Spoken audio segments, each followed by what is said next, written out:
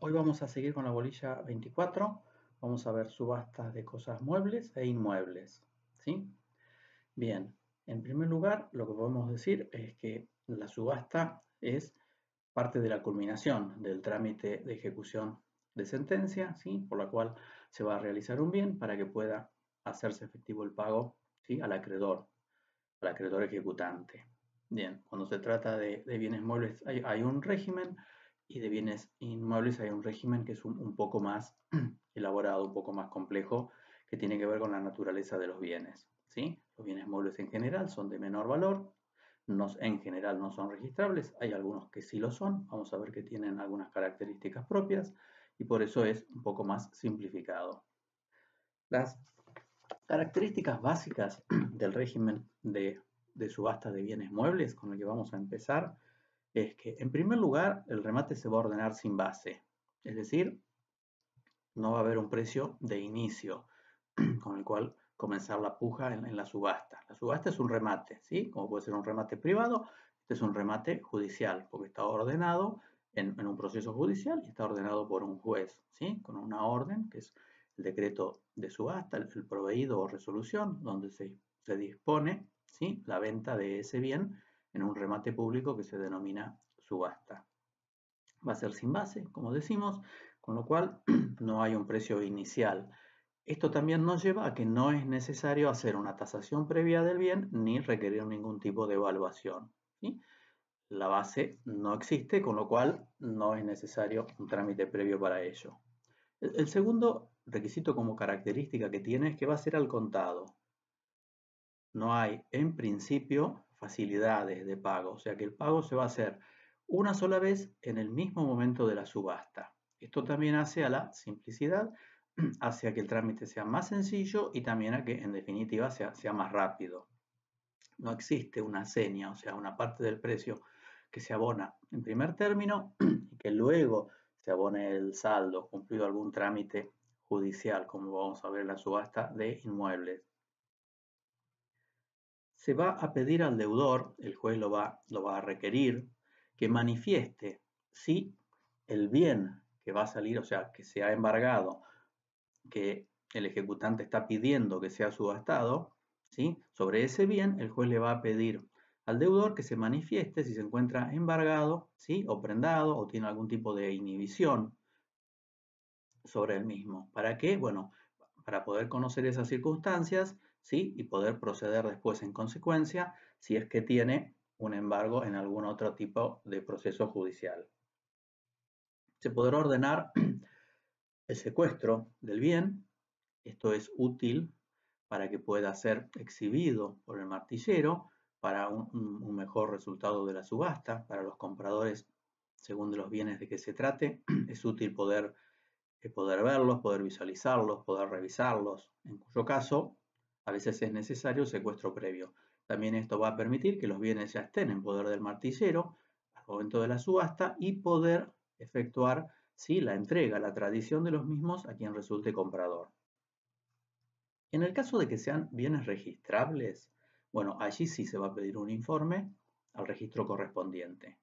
El informe va a versar sobre los datos del bien y va a tratarse de que se indique quién es el propietario, o sea, el dominio, y si hay algún tipo de restricción, de embargo o de inhibición. En el caso de que los hubiera, se va a comunicar a los jueces embargantes o inhibientes. Ahí hay una similitud con lo que vamos a ver luego en el régimen de los inmuebles, que son registrables siempre. Bien, los bienes registrables básicamente son los automóviles, ¿sí? Motos, triciclos, tenemos los remolques, los acoplados, o sea, todo lo que se puede registrar en un registro de la propiedad automotor, por un lado, donde también hay un registro especial para lo que son todo lo que es maquinaria agrícola, que también desde hace un tiempo ya es registrable y se encuentra inscrito en ese registro, con lo cual también se va a obtener un informe de dominio y también se pudo haber anotado un embargo con relación a ello. Van a estar también como registrables, ¿sí?, lo que es lanchas, buques, digamos que son bienes que también tienen un régimen especial. No se van a pedir informes de deuda porque no son a cargo del comprador, ¿sí? Las deudas en todo caso se van a solventar con el producido de la subasta. En cuanto al perfeccionamiento de la venta, bueno, en el caso de los muebles no requiere una aprobación judicial, ¿sí? Un decreto especial específico. Lo que el código dispone es que una vez pagado el precio, el matriciero entrega la cosa al comprador y de ese modo queda perfeccionada la venta, ¿sí? O sea que el perfeccionamiento de la venta decimos que es de pleno derecho, o sea, se produce por el cumplimiento de estos actos. Se paga el precio, se entrega la cosa y quedó cumplida la compraventa que se realizó por medio de la subasta judicial. Este momento es importante porque va a ser el límite temporal para poder interponer una tercería de dominio, en el caso de que alguien quisiera hacerlo, ¿sí? Aquí se perfeccionó la venta, el bien cambió de dueño, definitivamente. Entonces, por eso va a operar como un límite.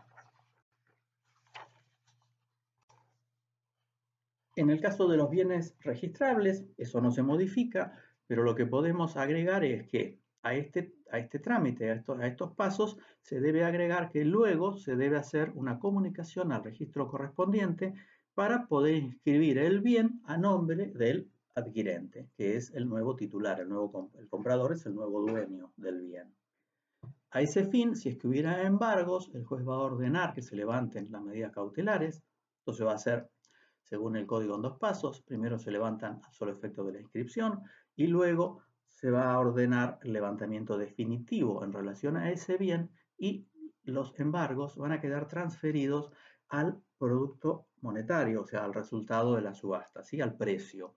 Y sobre ese precio es que van a operar, van a hacerse efectivos los embargos que existieran. En esto es similar, ¿sí?, al proceso que se cumple en la subasta de inmuebles con relación a la inscripción, en cuyo caso también se levantan las medidas cautelares para proceder a la inscripción y los embargos se trasladan al precio para luego hacer los pagos que correspondan. En cuanto a sanciones por inconducta, el Código de Río Negro y el Código Nacional no hacen diferencia, si bien tienen una regulación que es ligeramente diferente, pero sancionan al comprador que plantea sí, cuestiones totalmente improcedentes que tengan por finalidad demorar el pago del precio o el pago del saldo de precio.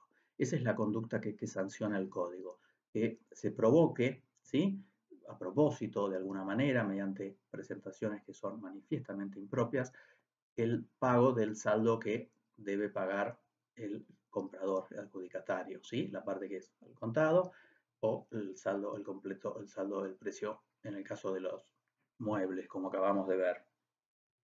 Bien, vamos a seguir con la subasta de inmuebles, que tiene, como dijimos, algunas reglas propias, particulares.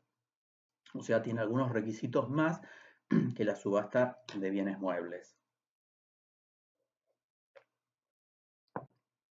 Están los requisitos previos, que son los que debe corroborar el juez previo a ordenar el auto de subasta, el decreto de subasta.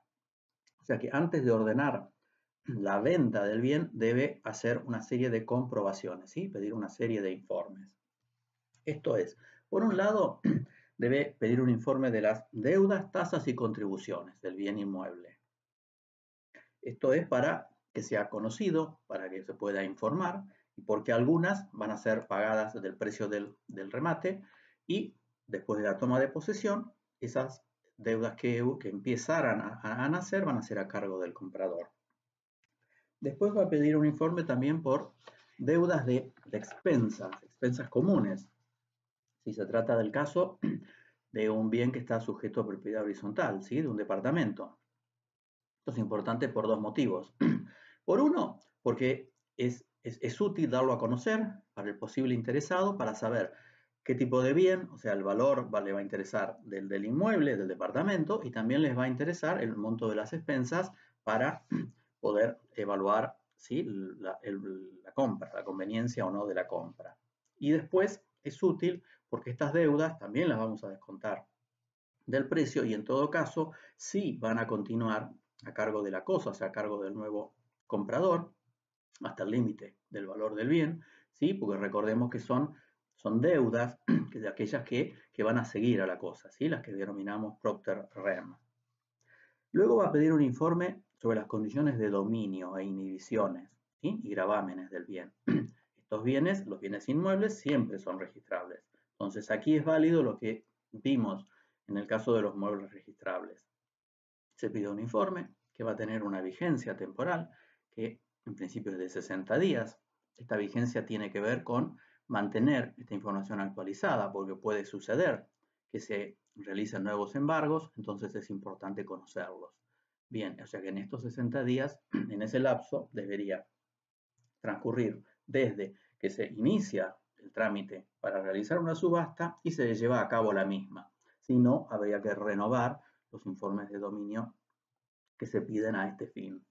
Bueno, de estos informes van a salir si hay embargos, o sea, jueces, quiénes son los jueces embargantes, si hay hipotecas, si hay alguna inhibición general. También se va a pedir una copia de la inscripción en el registro de la propiedad inmueble o la presentación del título. Esto tiene que ver con poder contar en el expediente con toda la información de los antecedentes del inmueble, ¿sí? De cómo han sido los títulos anteriores, para que el título que se le otorgue al nuevo comprador sea un título completo, perfecto, ¿sí? Que no tenga ningún tipo de defectos o dudas. Bien, se puede comprobar, dice el código, o sea que sería una facultad, se puede comprobar el estado de ocupación. En realidad es necesario o útil hacerlo porque al comprador, al posible comprador, siempre le va a interesar si el inmueble que va a adquirir en un remate está vacío, o sea, está libre de ocupantes, o tiene ocupantes y en qué carácter ocupan estos. Sobre todo si puede darse el caso de que no tengan un contrato de alquiler, que sean intrusos, con lo cual va a tener que evaluar eso y eso puede incidir en el precio. El código lo plantea como facultad, pero entendemos que la facultad es útil usarla, o sea, es útil esa información. Una vez que se decreta, o sea que el juez dispone la subasta del bien, en base a ese informe de dominio y de inhibiciones y embargos que pidió, lo va a comunicar a los jueces que hubieran decretado algún embargo o hubieran dispuesto alguna inhibición. Estos jueces son los que a su vez van a realizar las comunicaciones correspondientes a los respectivos acreedores.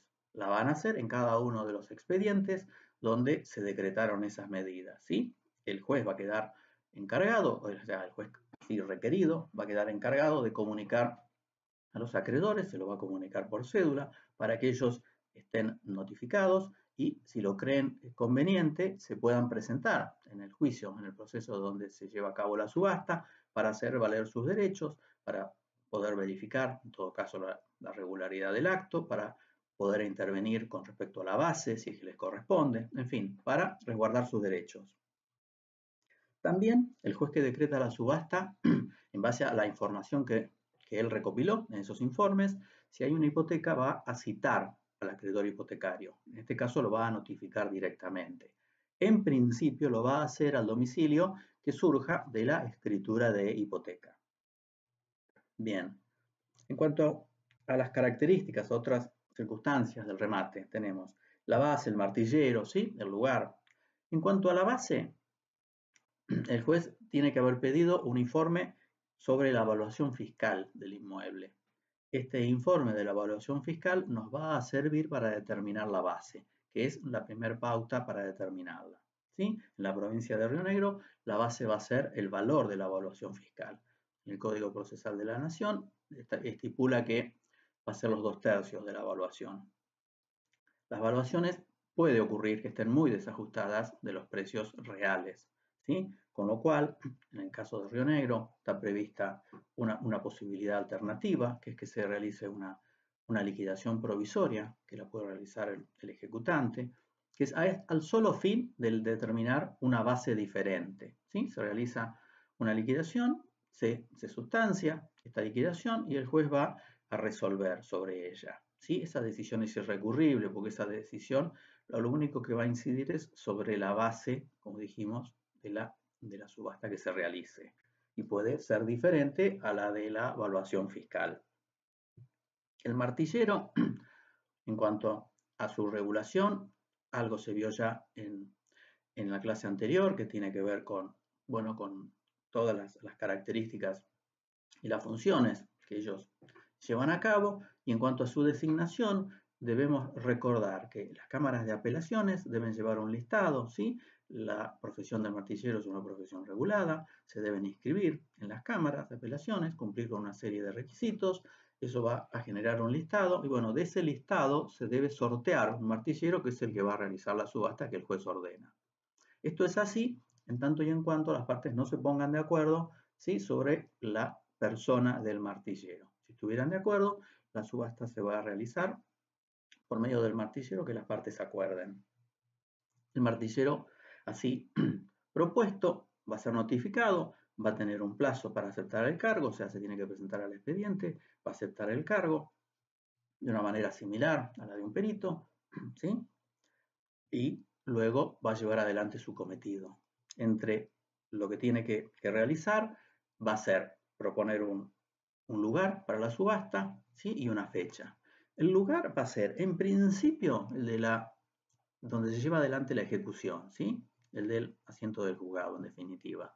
Y también puede llegar a ser el del asiento de bien inmueble si se trata de un lugar distinto. Eso lo va a proponer el martillero y en definitiva lo va a resolver el juez que ordena la subasta, ¿sí? De acuerdo a las circunstancias del caso, a las conveniencias, a la seguridad, a la regularidad del acto. Todo esto es importante para poder determinarlo. Y también a la conveniencia en cuanto a la cantidad o posibilidad de oferentes.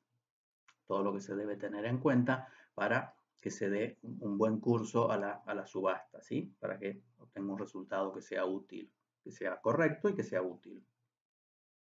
Después, bueno, se van a comunicar, como dijimos, a las comunicaciones que se menciona en el programa, tienen que ver con lo que vimos, las comunicaciones a los jueces que hubieran decretado alguna medida cautelar, ¿sí? Pueden haber sido embargos, pueden haber sido inhibiciones generales, puede haber sido una anotación de litis. El juez de la subasta se lo debe comunicar y ellos se van a encargar de, en cada expediente, hacer las comunicaciones a los acreedores, como vimos.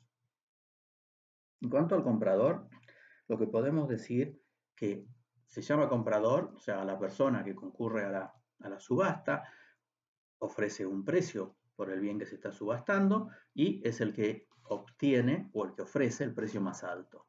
Esa persona es la que resulta comprador o adjudicatario del bien que se está vendiendo, ¿sí? En definitiva, se trata de una compraventa que tiene reglas especiales, particulares, ¿sí? Hay un bien que se está poniendo a disposición, se está vendiendo, ¿sí? Y hay una persona interesada en comprarlo. Esa persona en una primera instancia es indeterminada porque son las que concurren al acto de la subasta y pueden efectuar distintas propuestas de precio. La que obtenga o ofrezca el precio más alto es la que va a resultar, ¿sí?, adjudicataria del bien y es la que en definitiva va a ser el comprador y con quien se va a formalizar la compraventa. El vendedor es obviamente la persona ejecutada, que es el titular del dominio del bien que se está subastando. El comprador, en un primer momento indeterminado, se va a determinar a partir de ser el que ofrezca el precio más alto y va a quedar formalizado de ese modo. Una vez que quede individualizado el comprador, este como tal va a tener derechos y obligaciones. Bien, entre las obligaciones, las más relevantes son, por un lado, constituir domicilio, es una obligación, como cualquier parte que comparece al proceso. Esto es muy importante porque la segunda obligación que él tiene, que es la de abonar el saldo de precio, le va a ser notificada precisamente en el domicilio que él constituya. Si no constituye el domicilio, se le va a aplicar el apercibimiento, que no es más que el del régimen general, es decir, que si no lo hace, no constituye el domicilio procesal, las notificaciones que deban ser en ese domicilio se le van a notificar en forma automática, es decir, por nota. Bien, el saldo de precio se le va a notificar una vez que se haya aprobado el remate y tendrá el plazo de 5 días. O sea, en el remate, el comprador tiene que constituir domicilio y tiene que abonar en la parte de la seña, ¿sí?, y la comisión del martillero. Luego, el martillero va a rendir cuentas, ¿sí?, ante el juez de la subasta. Esa rendición de cuentas implica hacer un informe de cómo ocurrió la subasta, cómo se llevó a cabo, quién resultó comprador y los gastos que ha realizado. De esa información y de esos gastos, esa rendición de cuentas, se va a poner a observación de las partes.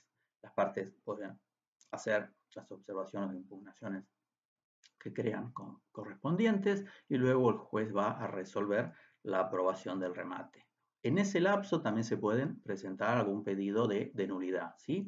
En principio hay 5 días para hacer un planteo de nulidad con respecto a algún vicio o algún defecto que haya ocurrido durante la realización del remate.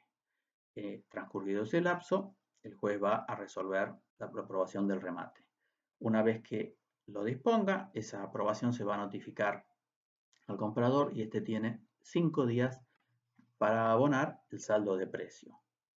Llamamos saldo de precio la parte que le corresponde abonar al contado. En el caso de los inmuebles, a veces se otorgan facilidades, eso se tiene que haber publicado en los edictos, o sea que formó parte de la propuesta, y el comprador solo está obligado a pagar, en esta ocasión, la parte que corresponde al contado. Luego, a partir de ese momento, de ese lapso, empiezan a computarse los plazos para el tiempo o el lapso que corresponda a cada una de las facilidades que se hubieran otorgado. En una cuota, en 2, en 3, pueden ser mensuales, pueden ser anuales, según la envergadura de los bienes inmuebles de que se trate.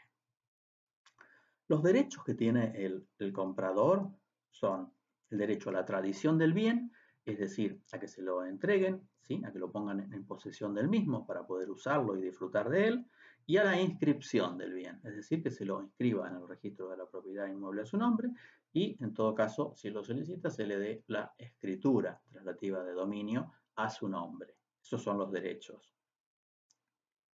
Tenemos supuestos también de que puede haber articulaciones infundadas por parte del comprador.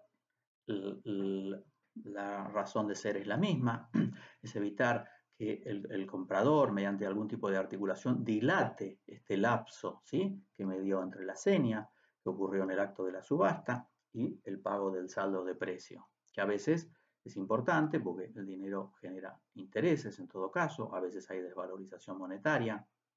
Entonces, lo que busca el código es que estos momentos no se atrasen, no se dilaten. Entonces, si hubiera planteos que lo único que buscan es dilatar, esto se comprueba, bueno, se le puede imponer una multa, dice el código, al comprador que así hubiera actuado de esa manera incorrecta, irregular.